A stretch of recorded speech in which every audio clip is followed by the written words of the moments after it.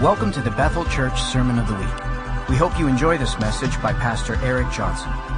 For more information about this podcast and other resources, visit ibethel.org. I'm excited to talk today because this is actually a conversation, a topic that I'm deeply passionate about. And if you haven't figured it out, I'm the kind of guy that likes to live in my head. And I'd like to know if there's anyone else in this room that you find yourself living in your head more than outside of your head. Now, how many of you are external processors? Put your hand up. Okay, I don't understand you. I don't have a grid for you. I've been around enough of you. I'm like treating you like a people group. No, I've been around enough external processors that I just make it entertaining. It's like, wow, this is so entertaining to watch people externally process. It's so fascinating. And I'm the whole time I'm like, if you would have thought about it first, it would have came out better. But no, you wanted to say it. And I love how external process, like, I don't know what to think until it comes out. And then I think about it. I'm like, that is so foreign to me. I'm like, how could you live with yourself? But I love you. I love that about us, is that we've got people that think more internally and others think very externally. And it's good. You are good for me. You keep me on edge, and I learn so much from you. And honestly, I would say in the last year, I've become a little bit better at externally processing. Have I? I'm getting, my wife just said something that hurts a little, but that's okay. She just said you're getting healthier. Oh, Chris, can you come up and, no, I'm kidding. Today, I got to get out of bed, get moving. I'm going to lose. We're going to talk afterwards. Okay. The title of today's message is The Lost Art of Imagination. The Lost Art of Imagination. I want to talk about imagination today for so many reasons. I'm obviously constrained with time, which is good. But I want to talk about this because I do believe it's something that is incredibly valuable. It's actually quite remarkable when you stop for a second or a minute and think about the ability to imagine something. Isn't it fascinating? It's intriguing to me that right now in this room, you can start thinking about something that totally isn't real. You can imagine something that isn't yet. Like I could say in this room right now, we need to develop a chapstick that doesn't melt in Reading. Every one of you can picture that, and every one of you go, man, I wonder if that's possible. I know it's possible. I wish someone would do it. Kennedy, my daughter, showed me her chapstick this morning, and it's November. She looked at my chapstick melted. Yep, that is the plight of living in Reading, is melted chapstick. I can say pink elephant, and everyone in this room, you can imagine. That's fascinating that you and I have the ability to think of something that is invisible, and it becomes so real. In fact, sometimes our imagination is more real than reality. I don't want to get weird on you, and I'm not trying to get mind over matter at all, but I want to accentuate this. I want to highlight this remarkable gift that God has given you and I. And I think sometimes, and give me a little bit of grace when I say what I'm about to say, but I think sometimes in the charismatic world, we sometimes relegate imagination to like third or fourth level, like, oh, that's for, No. I want to say that it is crucial. It is actually, I believe it's what keeps us alive. Your imagination is what makes you feel alive. I actually think it's one of the reasons why we all get up, or at least excited to get up in the morning, because you've imagined something that isn't yet, and you go, today the day closer. People ask me all the time, Eric, how do you stay encouraged for your miracle, for your breakthrough, decades later? I said, I've already dreamt of the day. I mean, my day, when that day comes, when I get my full healing, my whole day is so full of activities, of things that both of you get to enjoy that I don't. I have it all planned out. What is that? That's my imagination painting a target. I get up every day, and I'm getting one day closer to that because I've imagined it. I've actually thought about it. I plotted it, and it only gets updated. That day, that first day of healing, it only gets updated as technology advances. Like, I can't wait to experience that. Why? Because I've imagined it. And I think for some of us, we'd actually stop imagining. In the Bible, you guys know the verse, Proverbs 29 and 18, it says, without a vision, people perish. The word vision actually means a dream and a revelation. Without something that isn't yet, you don't fully live. You just kind of go around the mountain again and again. And what I have found in my own life, and I know in yours, because I interact with so many of you, sometimes we get stuck in the cycle of life. We experience the same situation over and over, and like, man, when is this going to end? And the people that I know that break the cycle, obviously the power of God is involved, and I'm not trying to diminish that, but just work with me for a second. I think sometimes we don't realize how powerful the imagination really is. It's an incredible motivator. It's a catalyzer. It's actually it gets you up. And I think sometimes when we're in a cycle of life, until you start thinking about something outside of your situation, most of the time you just keep repeating life. And it's not until we actually think about something that isn't yet that actually helps us to break a cycle in our own life.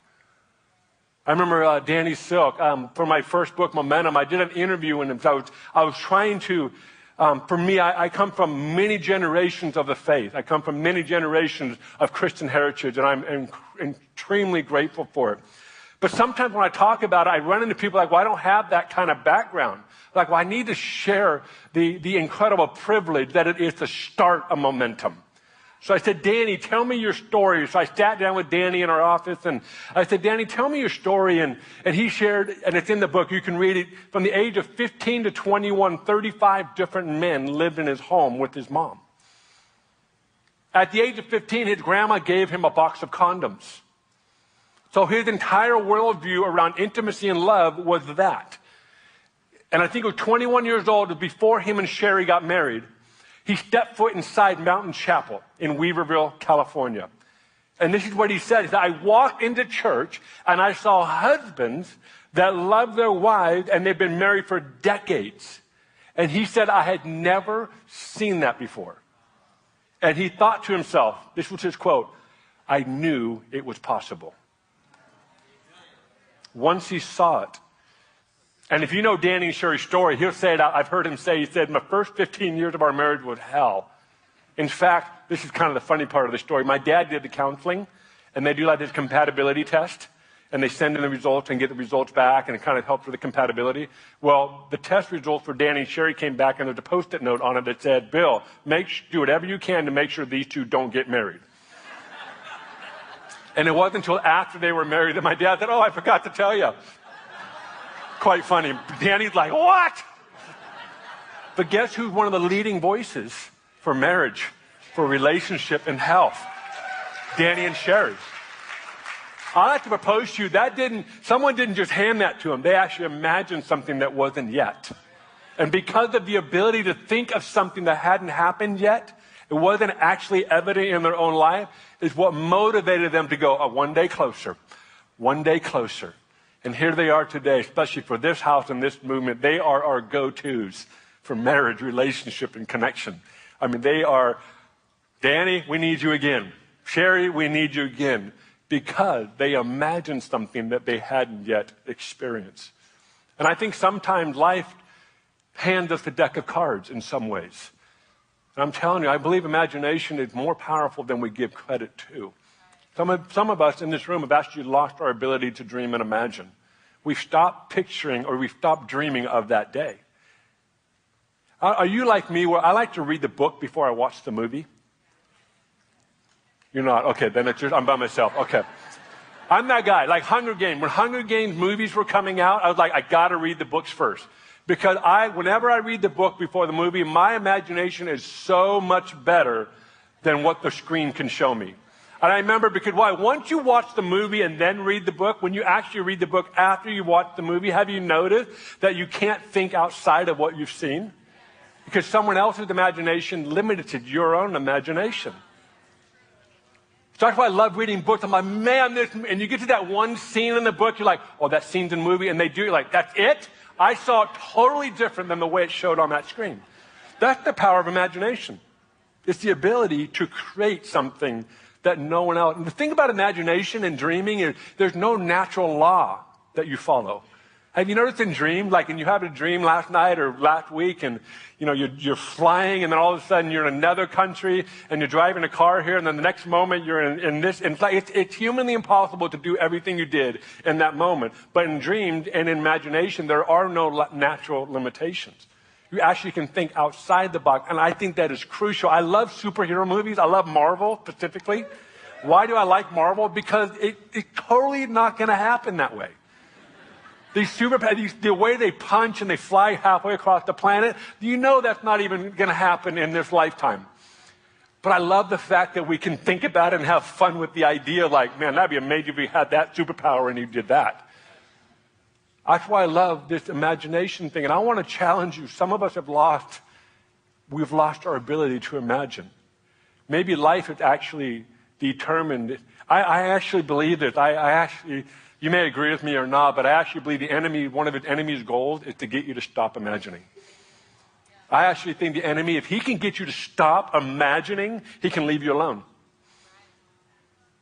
I believe you let the enemy into your heart and your mind and you stop dreaming of a day. You stop imagining what could be. If he can get you to dial that down or kill that thing in you, he said, I'm going to leave Eric alone and I'm going to go on to something else. Why? Because you'll stay in the same cycle of life. You'll stay in the same place. And you and I are not designed that way. We are not designed to stay in the same place. We are designed to be moving forward into something that isn't, but can be.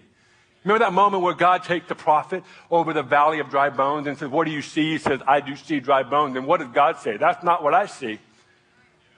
So it's amazing what happens when God speaks over your life and he said, this is what I see. It's amazing. You can either partner with what you see or you can go, oh, really?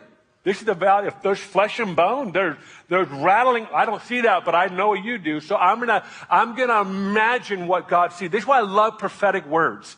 I got voice memos of prophetic words for years on my phone now. And I often go back and listen to them and I go, oh, that one hasn't happened yet. I love receiving a prophetic word because you begin to expect and imagine, oh, that could totally happen.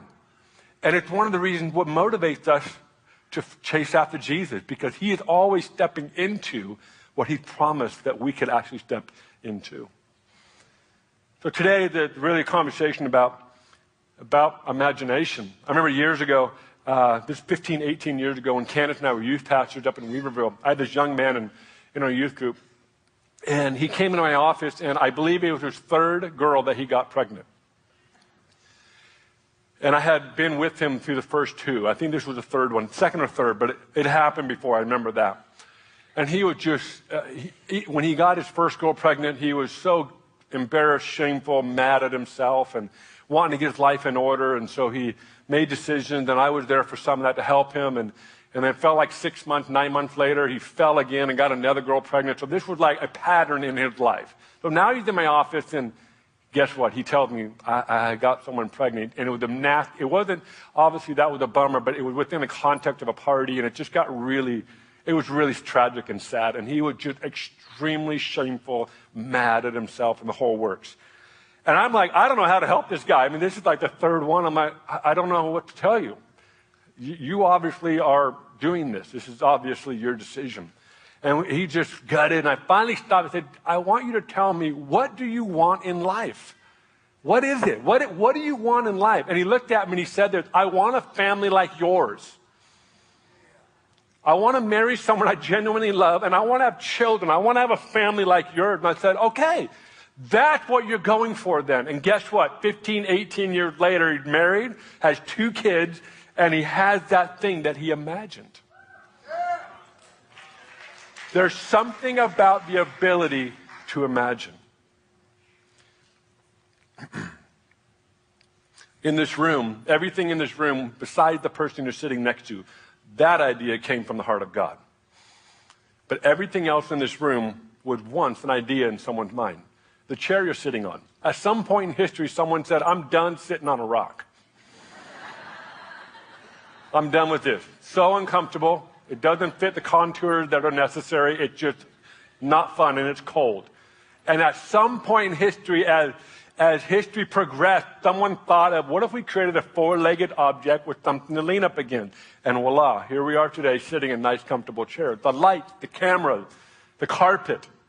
the clothing, everything that you see in this room besides the human being you're sitting next to was once an idea in someone's mind. One day I'm driving down the hill, and this is when we lived in the neighborhood near Simpson. And I'm driving down the hill, and I hit the stoplight on Churn Creek, and I am having this conversation with God, and I said something like this. I wasn't complaining, but I was definitely like, hey, God, I haven't had any new ideas. I haven't heard your voice. I haven't got any revelation. And he instantly said, what have you done with the ones I've already given you? So that was like 10 years ago. I haven't asked him for anything new, because I'm like, I just want to be a good steward of what's already going on. But there is something about imagination. Elon Musk, one of the greatest imaginative people on the planet today, sitting in LA traffic just a few years ago and was so disgusted with LA traffic. I don't know how people in LA do it. We get like 5 people at a stop sign in Redding, like, dang, the traffic, this is rush hour. It's so true. How long does it take to get to the store? 8 minutes? Nah, it's too long. I'm not going. I'm not going to the store today. In Weaverville, it actually worked. If it was over 3 minutes, nah, I'm not going to the store. It's too long of a drive. But Elon Musk is sitting in LA traffic, and he thinks, I can't stand this traffic. Instead of being like the millions of others on the highway that day, of just complaining and observing traffic, he thought, how can we fix this? So he came up with this idea. We're going to build a tunnel system underneath LA called the Hyperloop. We're going to put these cars in these pods, and they're going to shoot across subterranean pod at hundreds of miles per hour and get to our destination much, much quicker. And sure enough, he found the company, hired the team, and now they're working on that as we speak. And their prototype's already in motion. But that's the difference between people that have imaginative ideas and he actually does them. I wonder if we actually acted on 1% of the ideas that go through our minds. Wonder what would happen. I wonder what would happen if the church actually stepped into something. And now, for my own life, and I'm talking about the last 40 years. So this is not an exhaustive explanation of church history, but just give me a little bit of grace on the last 42 years. I grew up in a Christian home, and so listening to secular music was forbidden. Like, you don't listen to anything if it doesn't talk about the gospel or Jesus or the blood or something. And so I'm going to be gentle, but a lot of Christian music growing up was just knockoff version of the real thing. It was, nobody's laughing, okay, all right. Well, that was the world I lived in, all right? So give me some empathy on this. And so Christian music was always inferior. It wasn't quite awesome. And then you go over to your friend's house, you're like, now there's the real music. Can I move here? No, I'm kidding. But it was always the better version of what we had. So I know in the last 40 years of my own life, I've seen the church rapidly fast forward to, wow, what's coming out of the church today? It's actually quite impressive. It's rivaling creativity outside of the faith. And that's the day and age that we live in. I want to challenge, I don't care if you're 90 years old or if you're 2 years old. We have to be people that imagine. We have to be people that actually dream of something that isn't yet. We are designed that way. It's actually innate in us. In fact, if you're not imagining, I don't know what's going on. Something clogging the machine. And today's a good day to get free because imagination, I believe, is what makes you feel alive. It asks you what helps you to get up in the morning. It's what, who in the world signs up to go to university, go $100,000 in debt? Why? Could you imagine what it would be like to have a degree? We do dumb things for imagination. Oh yeah, let's take a $500,000 loan for that idea. We do it. Why? Because we're convinced it moves us forward. It actually gives essence to breathing again. And I want to challenge you. It's the day and age to imagine. It's the day and age to think beyond the human bound of natural limitations. Today is the day to actually go farther.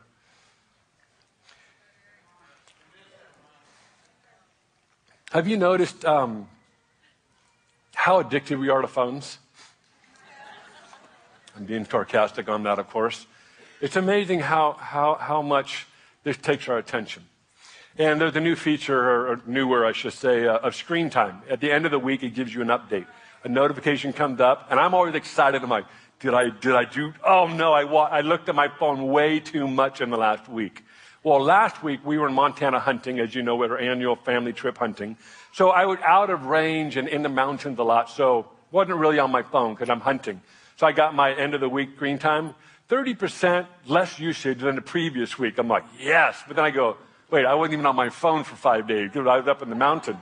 I made up for it in the airport. I used up all that 30%. But it's amazing. They've been doing a lot of studies lately around this. I want to read this to you, so listen to this. Americans check their phone on average once every 12 minutes, burying their heads in their phones 80 times a day. According to new research, a study by global tech protection and support company Asurion found that the average person struggles to go little more than 10 minutes without checking their phones. And of the 2,000 people surveyed, 1 in 10 check their phones on average once every 4 minutes. So in the entirety of this message, the time that we had this morning, everyone in this room had checked their phone anywhere from 4 to 11 times. It's crazy. I look at my phone for no purpose. I just turn it on. You know what I'm talking about? Like, what am I doing? Checking the time? I guess I want to know if 2 minutes have gone. I don't know. We just constantly go there. And we're secretly hope someone texted us. Oh, good. I got something to do. And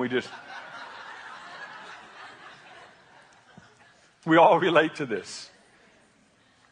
The survey also found that separation anxiety is indeed real. As a matter of fact, 31% feel regular anxiety at any point when separated from their phone, and 60% report experiencing occasional stress when their phone is off or out of reach. Like, I'm stressed out that my phone is 10 feet away. Not really. Listen to this. No wonder then that Americans would go to some extreme length to keep their phone. Listen to this. A third of respondents would rather give up sex for a week than go 1 day without their device. I cannot relate to that.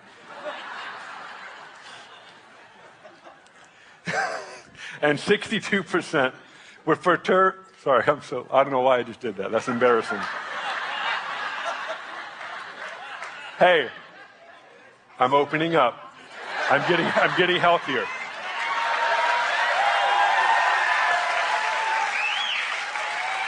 Introverts unite. No, I'm kidding. Okay. 62% would prefer to go a week without chocolate than lose their phone for just 1 day.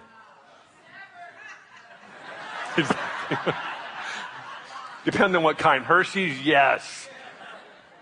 Swiss chocolate, that's a good question.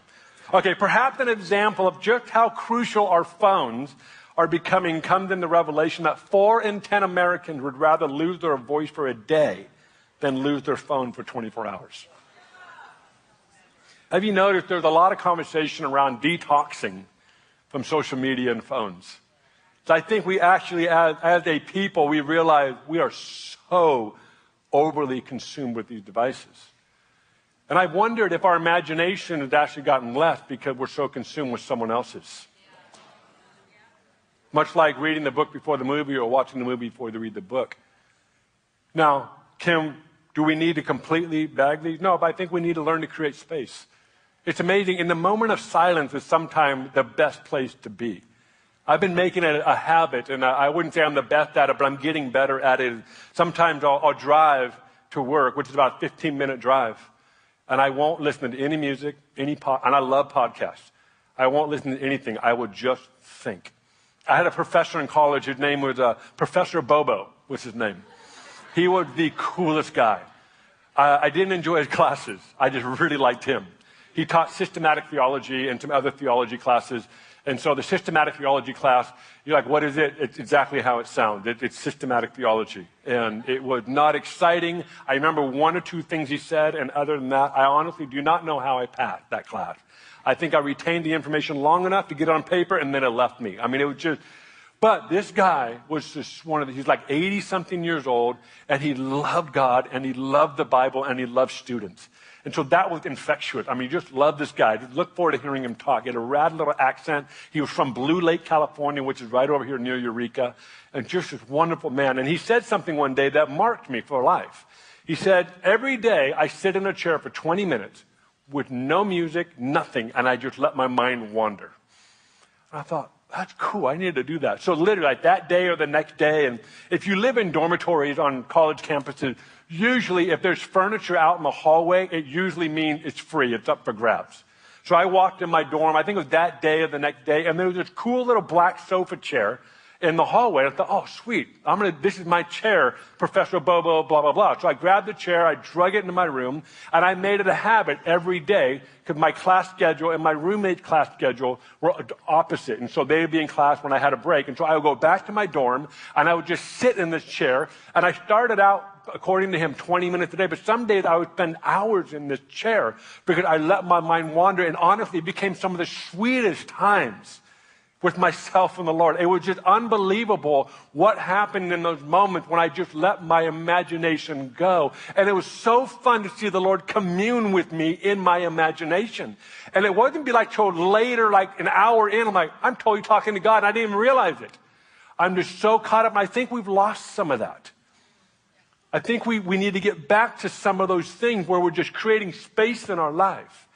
Sometimes there's a really beautiful sunset, and I want to take a photo, and I say, no, don't take a photo. Enjoy the moment. Just let that be the only imprint on your mind instead of being distracted by taking a photo. I love photos. I got too many, to be honest with you. But there are I remember the 3 best cups of coffee I've ever had in my life, and I didn't take a photo of it. 2 of them because the phone really didn't have the camera capabilities yet.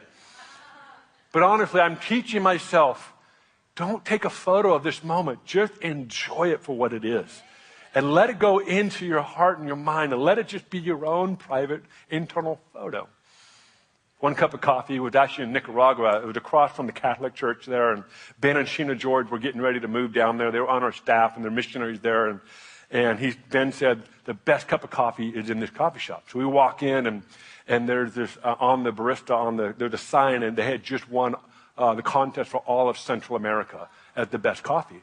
And so I ordered a cappuccino. Whenever I travel, I like cappuccinos for some reason. So I don't make them at home, but at home it's just straight black, but on the road it's cappuccino. So I ordered the cappuccino, and I'm not kidding you. I took a sip, I went right back to the register, and I'll take another cappuccino. And then I went and sat down. It was incredibly good, no photo. But in my mind, it had burned, and I'll never forget that moment. Another great cup of coffee was in Norway. Waiting for you. And it was this rad little cafe that was built into a rock cliff, and all the walls were made out of the boulders from this cliff. And it was just rock cabin-ish, and this little fire, and quaint, and didn't have anything flashy about it. I remember walking in there with a couple of Norwegian friends, and we ordered this cup of coffee, and we sat down, and I'm like, this is incredible. And part of it was the whole experience, not just the actual content of in my cup, but it was the whole experience. And the other cup of coffee, I don't know why I'm telling you this. I'm just feeling like talking about this right now. Some of you are like, I can't wait till this is over because I'm going to go get a cup of coffee. I'm helping you imagine right now. Can you feel it with me? So I'm in my house. I had one of my longtime friends, Josh Harper, Charlie and Julie's son, who's one of my oldest friends, and he would go into UC Davis, and we were youth pastors in Weaverville, so he came up to visit, and we got up early in the morning, like 7:30 in the morning, and I grind the beans, and I do pour-overs, and we literally, not intentionally, both took a sip at the exact same time. And we both took a sip, and we both went, and we both literally, almost in unison, this is incredible. But you see, those are the beauty of just creating space in your life, and let those moments just live in you and not on some device. I think we need to learn how to get back to the art of imagination again. We need to get back to the art of living in the moment and just absorbing those moments instead of getting pulled in a million different directions. There's an interesting conversation around imagination and creativity. How many would say all kids are creative?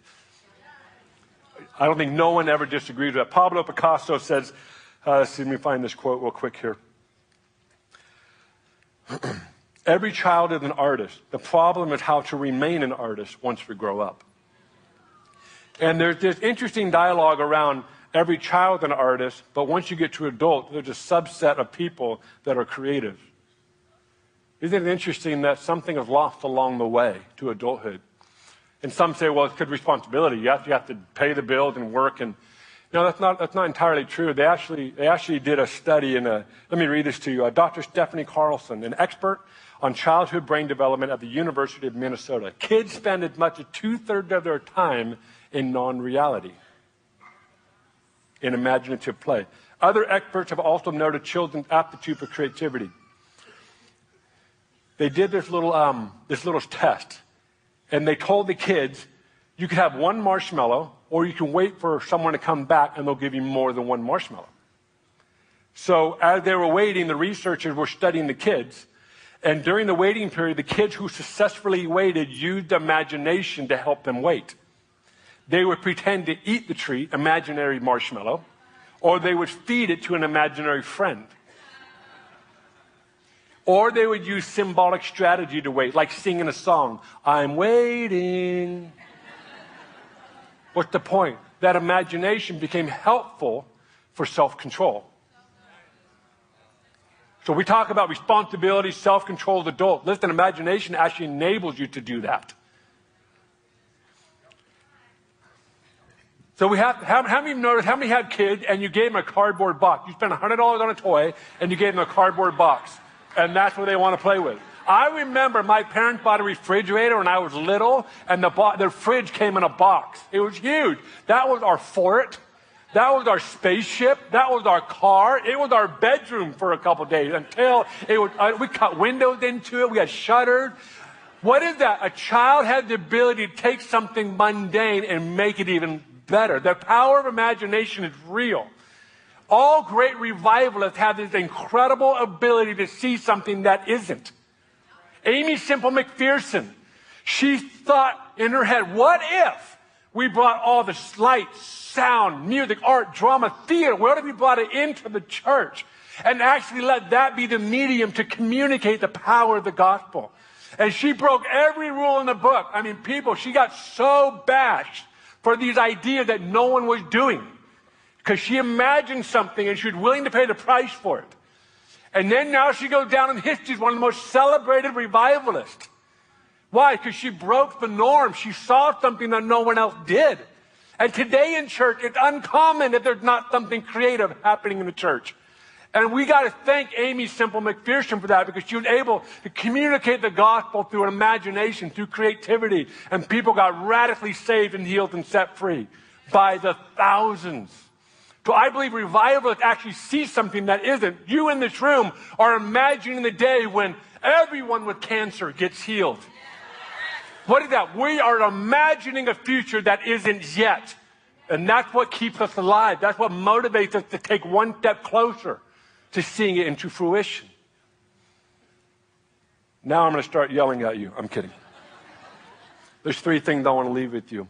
I believe that your calling and mission life is directly connected to your ability to imagine. One of you, okay. It's awesome. So moving. Whoever you are, I love you. No, seriously, I believe that your calling and mission in life is directly connected to your ability to imagine it. I don't know one human being that has stepped into who God called them to be when they didn't know it beforehand. They're not like, oh, wow, this is my calling. No. They've dreamt about it. They got posters on their wall someday. I just watched the documentary this weekend. Coldplay just came out, which happened to be my favorite band. They came out with another documentary. And if you don't like Coldplay, I'm sorry. Something's wrong with you. I don't know what to tell you. I can pray for you after the end of ministry. No, I'm kidding. But seriously, they did a 20-year documentary of the band's history. And what's crazy, the moment they became a little band, they had a friend that recorded everything. So they got this old footage. And at the very beginning of this hour-and-a-half documentary, there was this moment where, and it's old footage, back in 1998. And they got the camera, and Chris Martin, who's the lead singer, he comes up and he's just spry, funky, much like he dances on stage. That's how he is normally. And he comes up to the camera and he says this very thing.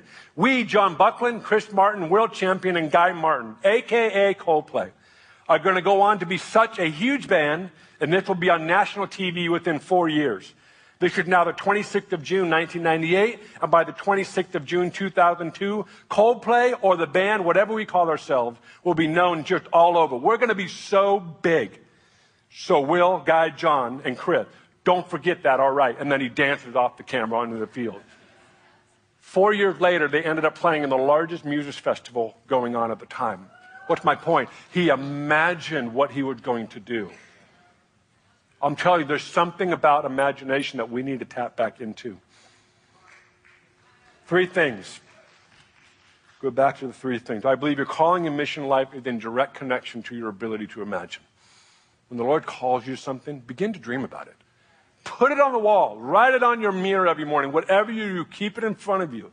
Because the enemy will intentionally try to get you to look at something else and look at circumstances. Second one, don't let life take your imagination away. Refuse. Fight for your imagination. Eric, you don't understand my life. I'm going back and around. Yeah, the one thing that will help you is you start dreaming about something different. What could be? Just like Danny said, I didn't know it was possible. I didn't know that a healthy marriage was even possible. And once he saw it, he began to dream about it. And last but not least, imagination builds and rebuilds humanity. It has the ability to rebuild your life. And something that we all experience, especially for us here in Redding and this region, after the Carr fire. I don't know if you've noticed, but I drove around the city this weekend just doing some errands. My wife and I were doing some things around town, and I looked over at her. I said, there's a different vibe in Redding right now. We had an electrician come over to our house on Saturday to take a look at something that I need to have done around the house. And I need a good friend. I said, hey, man, how's your business going? What do you? He's like, we are so busy right now. And this is not counting the Carr fire home rebuild. This is just normal construction. We are beyond slammed. There's such a building vibe going on in our city right now. And I don't know if you remember, but in the middle of the Carr fire, when it was still happening, a firefighter, I believe he was from Southern California, was part of a fire group that came up to help fight the fire. He wrote a letter to the Record Searchlight, and he said something to this effect. He said, this fire did not divide your city, it actually brought your city together. And then he contrasted it with another fire he fought a couple decades ago. He said, when I fought a fire in this particular region, it actually divided the city, it didn't bring them together.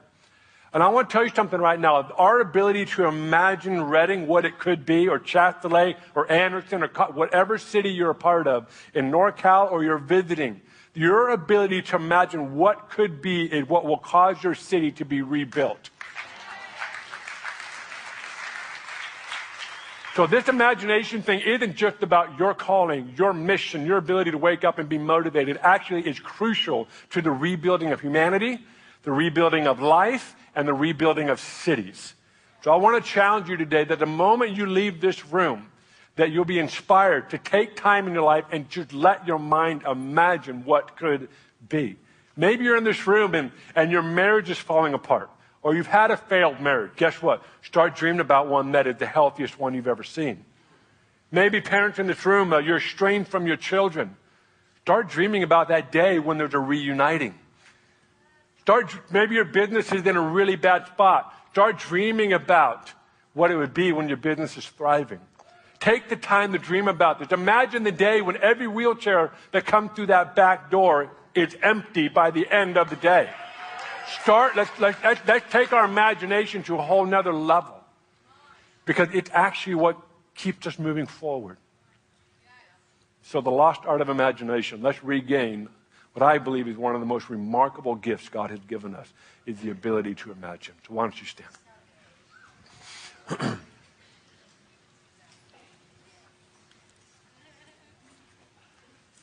I want to pray for you, and then I want to give people an opportunity. So if you could close your eyes, go ahead and stand to your feet, close your eyes for a moment. I want to pray for us as a family, as a house, for Bethel TV and anyone on the podcast. Father, we ask that this house, this family, we would not lose the art of imagination. What I believe is one of the most remarkable things you have given us is the ability to dream and imagine. And I pray for every person in this room that if we've lost some of it, that we'd regain it today. And I pray for others in this room that we would actually imagine beyond what we've ever imagined, no matter where we're at in the spectrum, but we'd actually dream again. And I pray for people that are caught in the cycle of life or caught in the cycle of situation, that this would be their key to unlock their breakthrough. And Father, I pray that you teach us the dream of the day. Teach us that we're one day closer to the day that we've imagined. And Father, we've been declaring for decades now that this would be a cancer-free zone. This should be a sickness-free zone. And I pray that we would again reimagine that. So when we live our life day in and day out, we are dreaming of that day. Thanks for listening to the Sermon of the Week. This weekly podcast is now being translated to several languages. Visit podcasts.ibethel.org.